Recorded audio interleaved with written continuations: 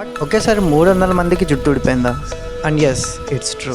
ఒకసారి ఆలోచించండి, మీరే ఉన్నారు, హ్యాపీగా వెళ్ళి స్నానం చేశారు, స్నానం చేసి ఇంట్లోకి వచ్చి టవల్తో తల తుడుచుకున్నారు. తుడుచుకొని ఇలా చూడగానే వాట్, హెయిర్ ఫాల్.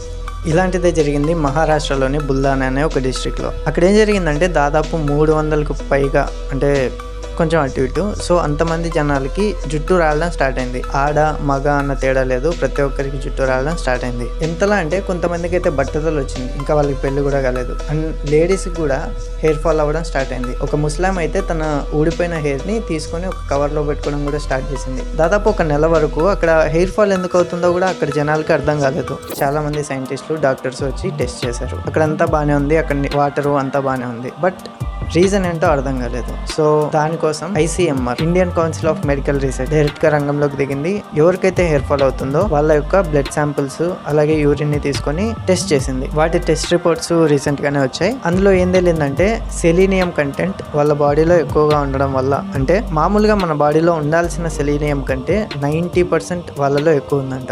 సో అందువల్లే వాళ్ళకి హెయిర్ ఫాల్ అయింది. ఈ సెలీనియం అనేది మంచిదే, బట్ ఎంత తీసుకోవాలో అంతే తీసుకోవాలి. ఎక్కువ తీసుకుంటే హెయిర్ ఫాల్ అవడం స్టార్ట్ అవుద్ది. హెయిర్ ఫాలే కాదు, చాలా రకాల సైడ్ ఎఫెక్ట్స్ కూడా వస్తాయి. అసలు మామూలు ప్రజలకు సెలీనియం ఇంతలా వాళ్ళ బాడీలో ఎలా పెరిగిందో తెలుసా? PDS ద్వారా.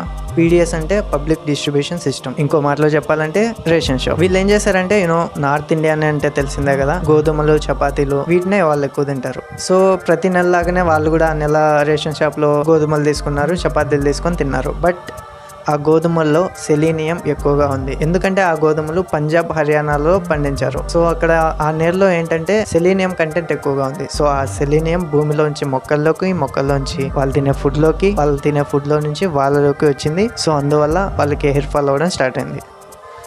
అమ్మా, వీడియో అయిపోయింది. ఆ బ్లడ్ ని అలాగే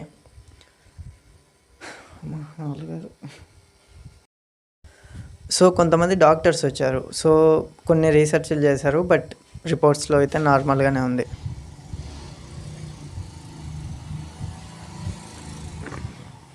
బైక్ శబ్దం వినిపిస్తుందా మీకు?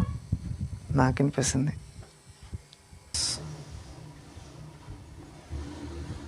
ఎవరో బైక్ స్టార్ట్ చేస్తున్నారు. నేను వీడియో స్టార్ట్ చేసేటప్పుడే అందరూ ఏవో ఒక పనులు స్టార్ట్ చేస్తారు.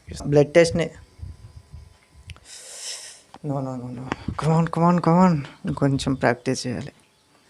రిజల్ట్స్ కోసం వెయిట్ చేశారు. సో రీసెంట్గానే రిజల్ట్స్ వస్తే ఏం రాదు, కమాన్.